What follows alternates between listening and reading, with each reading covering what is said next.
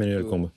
Oui, je suis pas un spécialiste des institutions européennes, mais comme tout avance lentement, c'est un peu comme notre histoire de débat budgétaire. Qu'est-ce qu'on fait en attendant? Pourquoi ne pas faire des coalitions de volontaires? Oui. En clair, des. Mais c'est ce qui se dessine France un peu. plus Allemagne. L'Allemagne L'Allemagne a quand même changé depuis un certain temps, avec l'idée qu'on peut faire des déficits budgétaires, de la dépense publique, etc.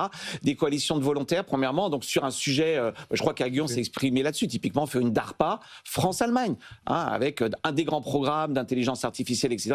Donc on peut quand même avancer en binôme France-Allemagne, et puis avançons aussi sur un sujet. Ce que nous dit Draghi au fond, et je répète, le sujet de Draghi, parfois on le présente mal, il ne dit pas l'Europe a décroché en termes d'innovation. On innove en Europe. On a décroché sur l'innovation radicale. En clair, il faut mettre le paquet sur quoi? Sur le high-tech. Oui. L'urgence, c'est le high-tech. Il faut qu'on ait plus de start-up qui grossissent. On est très bon pour créer des start-up. On ne sait pas les faire grossir. Oui, mais elles partent tous aux États-Unis. Avoir des approches sectorielles, pays par pays, parce que si on attend, j'entends le projet de Draghi qui dit on va en effet faire cette grande Europe, ça se fera du jour au lendemain. Faisons sur des sujets très précis, pays par pays, et puis l'urgence, c'est vraiment ça, c'est le high-tech. Draghi prend un exemple, j'ai trouvé qu'il était cruel, il dit aux États-Unis, il y a 40 grands modèles de langage, il y en a 15 en Chine, il y en a 3 en Europe. Oui. La révolution, elle est aujourd'hui, l'intelligence artificielle, c'est aujourd'hui, et ça reboucle avec notre sujet de départ, IA égale gain de productivité, égale hausse de salaire, etc. Donc vous voyez, je pense que l'urgence, c'est quand même de se dire, on ne va pas traiter tous les sujets, or on a un outil qui a changé, et j'insiste là-dessus, c'est que maintenant, on peut faire des grands programmes